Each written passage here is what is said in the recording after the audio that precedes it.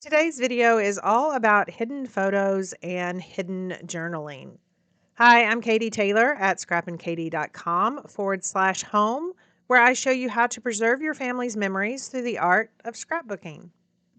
The other day, a memory from my OneDrive came up, and it does it a lot. It either groups similar poses together, so like at basketball games, or it will group people. And so about a week or two ago, this memory came up, and it grouped all of our sons together over the years. And originally I thought, okay, I'm going to save that collage, because what it lets you do is it lets you view the day individually, and then at the very end it makes a collage just like this.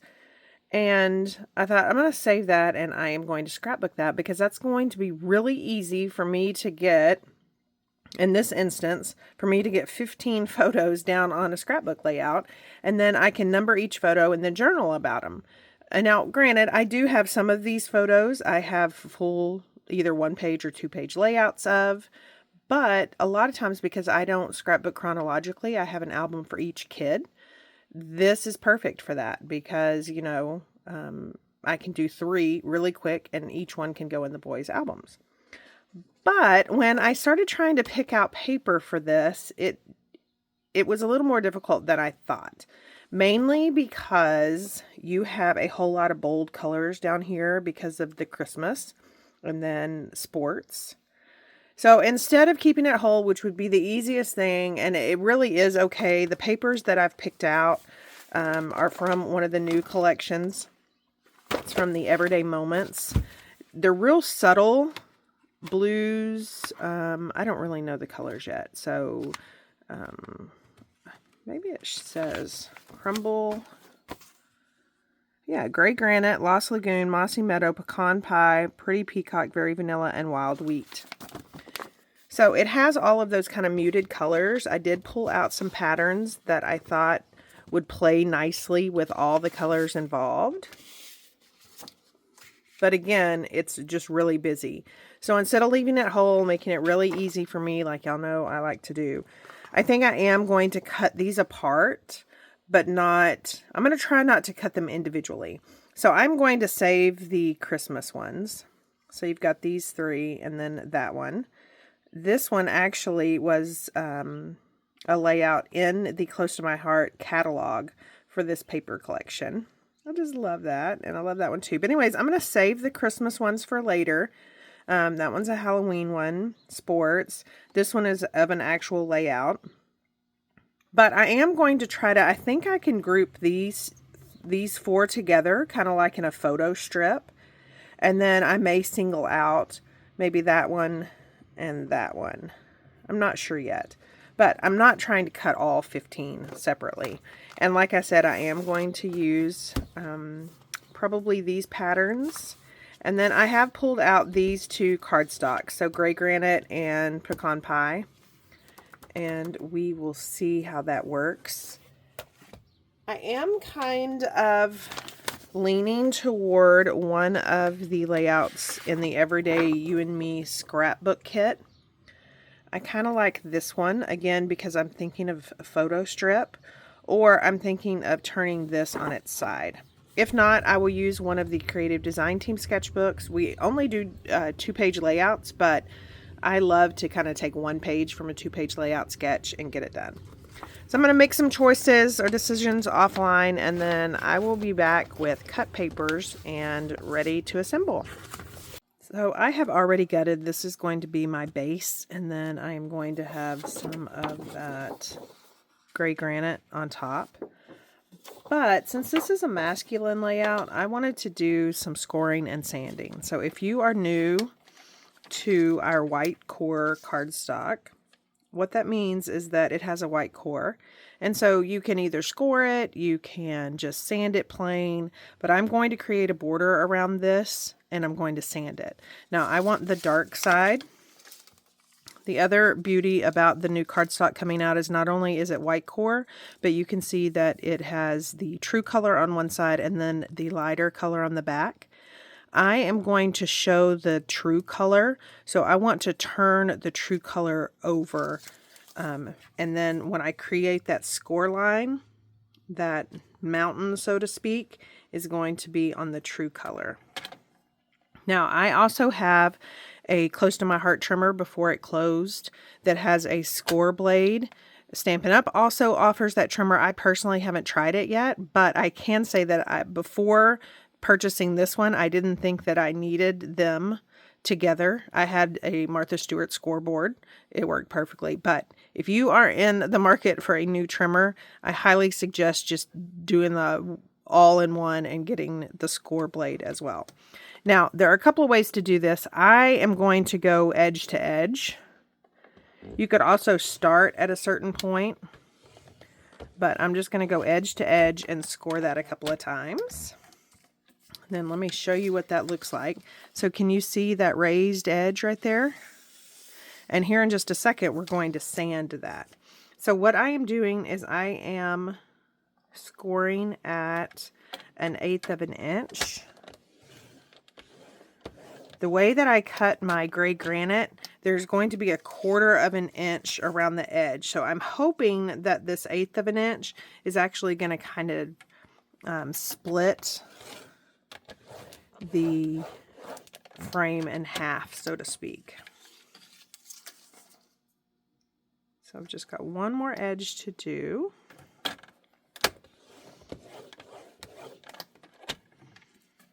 So we've got that. Now I'm also going to do the same with my gray granite, but this one is going to be a little more random. It's not going to be a frame. Again, I'm working the dark and the light, the dark and the light. On this one, I'm wanting the light side to show. So I want to do my light side down. And I'm going to just do some scores in the top corners. So I'm just going to do that. I'm going to move over 1/4 of an inch, not go full all the way down. I'm going to flip it over, line it up to 1/4 of an inch. Score, move it over to 1/2 an inch, score. So can you see how they're just kind of sporadic? So I'm going to do it on that corner, and then I'm going to do it on this corner as well. So the light side down, 1/4 of an inch. Now I have several videos showing different ways to do this. Hopefully I can remember to link them below. Let's do it this way and score from the top. But I will link them below showing you how. I just love scoring and sanding white core cardstock. Now, another thing that I've fallen in love with is Stampin' Up's non-white core, because it cuts beautifully with die cuts and Cricuts. There are times I don't like the white core. So we've got that, and I think I'm just going to do it on this side. So now let's sand it and watch it pop. So you can use any sandpaper you want. I prefer these. And in fact, anyone who orders on my website during celebration, I'm going to mail them one of these. It's a finer grit. If you use a heavy grit like this, I'm going to put it right here because I know this is going to be covered. You can see the lines, which is perfectly fine sometimes. Sometimes you want that look. On this, I don't. I only want the score lines. For those of you that have an aversion to the sound of sandpaper, I have muted this. I'm going to walk you through it. Not only am I sanding the score lines, but I am going to go ahead and just lightly sand the edges of the paper. It's going to create that border between this and that pecan pie base. Make sure that you are working on a surface that you can sand. I don't like using sandpaper with my glass board because sometimes it scratches it. So you can see where it's picked up some things off of my desk. I probably had adhesive or something that it went over, but we can now do that pecan pie piece. Now remember, I am working on the true side, and I'm just going to go ahead and run this sanding block along the edge. And it's so close to the edge that as I do the score line, it will also sand the outside edge of this layout. And I love how that white core just pops. So I absolutely love that look. And then I just use a cheap old lint brush. I believe this is from the Dollar Tree. And it makes it really easy to not only pick up that color dust, but it also cleans your work surface. But it'll pick up that dust from your project. So you can see how much dust was on that. So it's helpful to remove that dust, that way it doesn't scratch your photos. And then I just leave this like it is until I want to use it next, and that way I'm not exposing the sticky one underneath. And this one just stays like it is until I'm ready to use it. The next thing we are going to do is I'm going to use some Distress Oxides. I am part of a sketch group.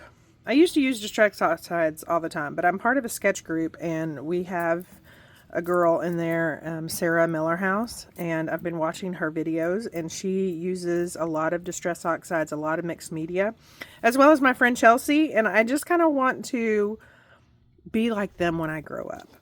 It's something that I always forget because y'all know that I'm usually in a hurry and I want things to be done quickly so I can get in and out.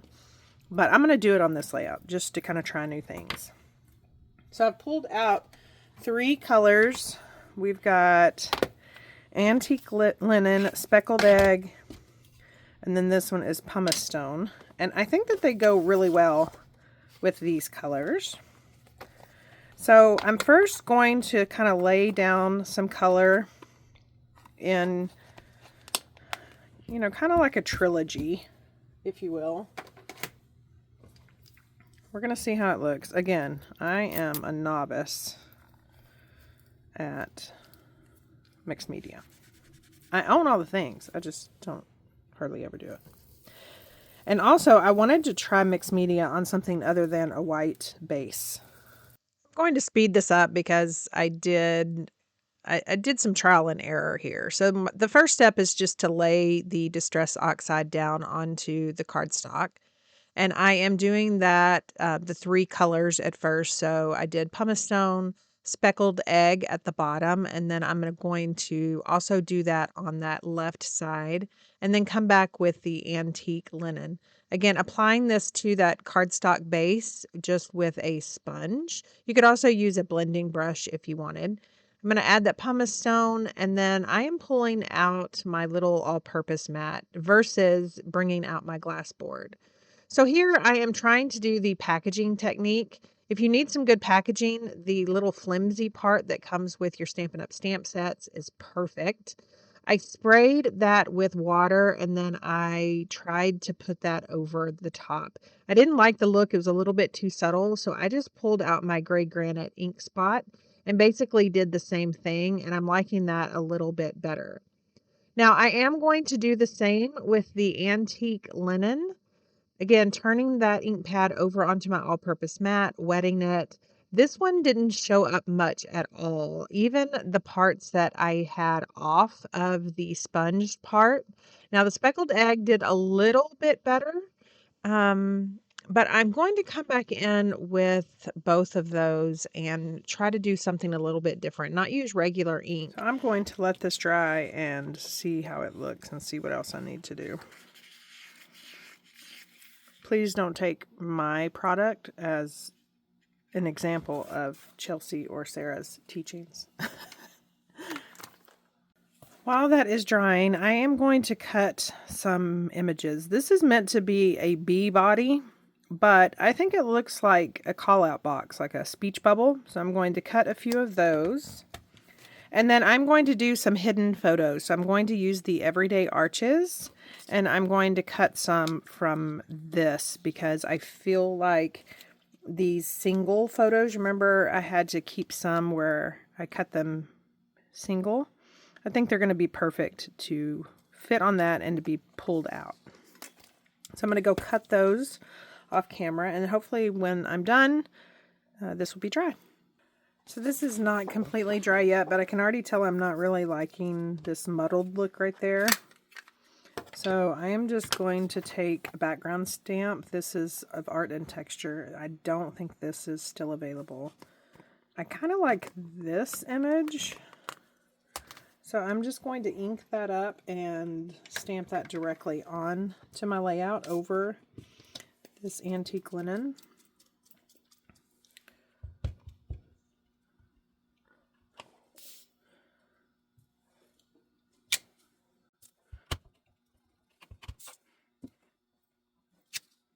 So I'm going to try to flick some color using the dark daffodil.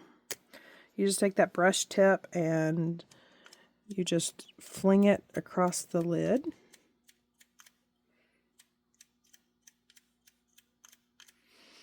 It's a very subtle look, but I've seen a whole lot of demonstrators do it. I've tried it before in cards, but never a layout. I don't think. I don't know. But let's see. Yeah, so see, there's just a little subtle splatter. Hopefully that will, I need to move on. So hopefully that will take care of my insecurities on that blob. I feel like I've used a lot of time just on that first step, but there are still some fun aspects to this layout, so I hope you'll hang around and check them out. So I have decided to pull out the sticker sheet, and I am going to trim some of the border pieces, and I'm going to put those around the edge of this layout base. If you follow me here, you know a lot of times I actually tear my base and then have some pattern paper or DSP peeking out from behind. This is going to accomplish the same thing. It's just going to be a little bit easier, and I don't have to add the torn paper look to this layout. I am going to make sure that I'm really sticking those down because of the sanding that I did, as well as the scoring. And then I can pull out my gray granite piece. Now I prefer to put my adhesive down on my layout base. It's a little bit easier, and that way I can make sure that there isn't adhesive in that opening. And then I'm just going to center this left, right, top, bottom and get that really good and adhered down. I did come back off camera and add some glue dots just around the edges to make sure it's really secure. Now, this is going to house one of the pullouts, so I need to make sure that I'm adding adhesive on a part of that where that tag won't go all the way through, if that makes sense. Same thing with this one. This tag is going to go up at the top, so I made sure that I added some adhesive to a spot on the back of that where it wouldn't go further than what I wanted it to. Now, these two pieces are going to use 3D foam. This little 1-inch piece is going to basically hide the fact that this tag doesn't actually fit this. It would go past it, and so that's why I use that 1-inch piece. Now I am keeping a little bit of an opening, same deal with the other pieces that I've adhered down to make sure that that slides through.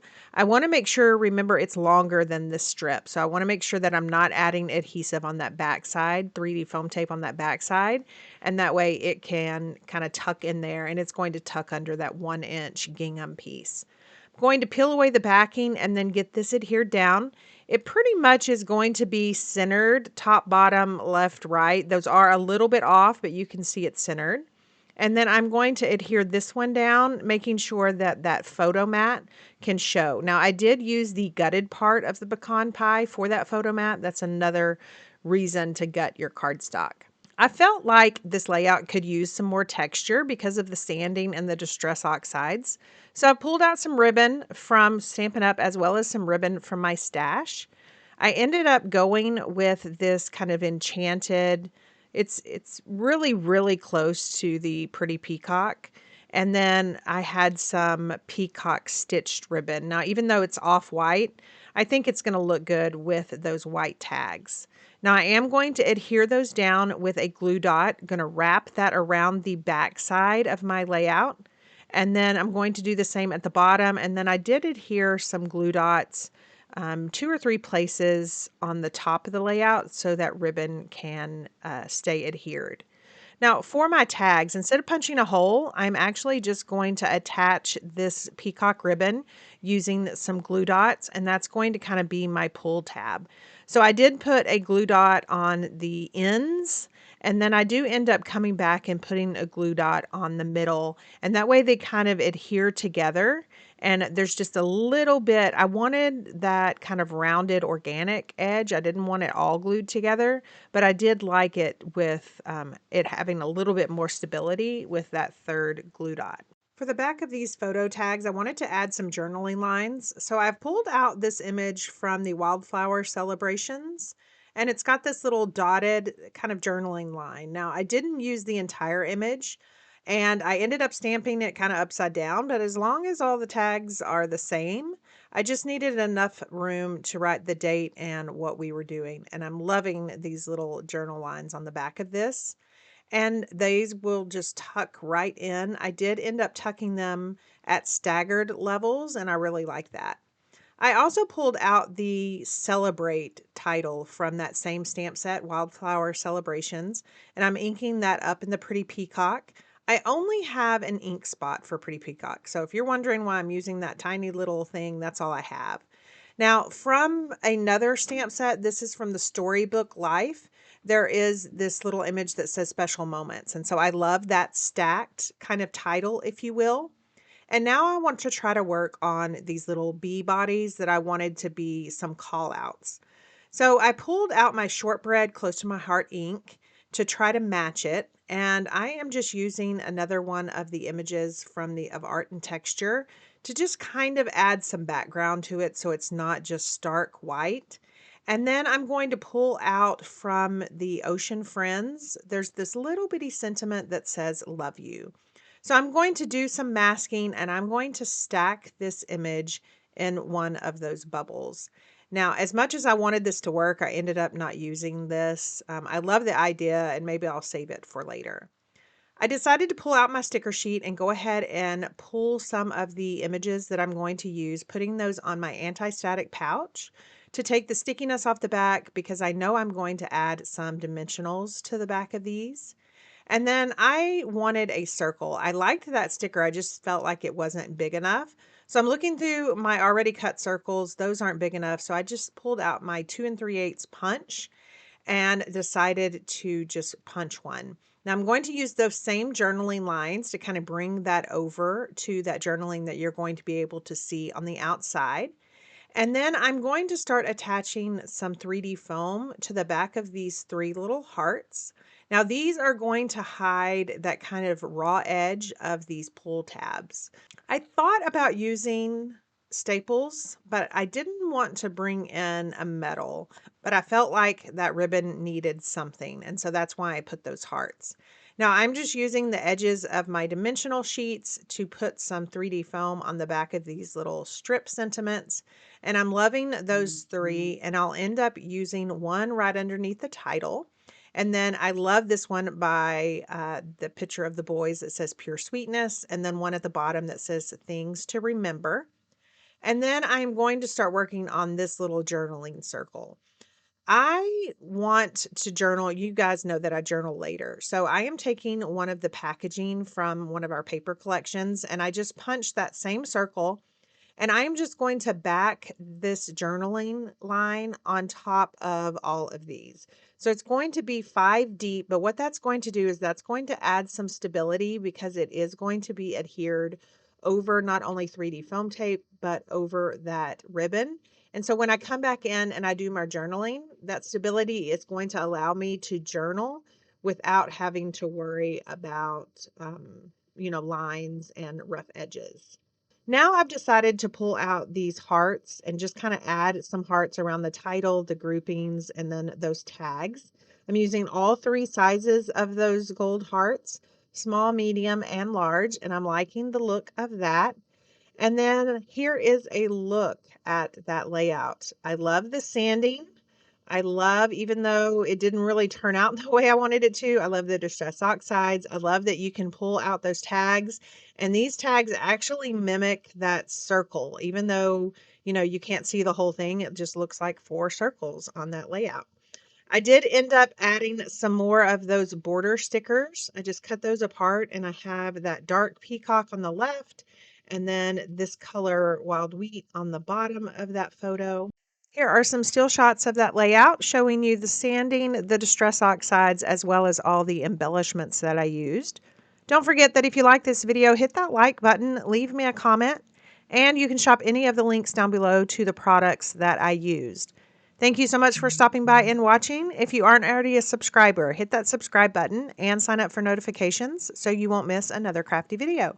Thanks, and y'all have a wonderful rest of your weekend.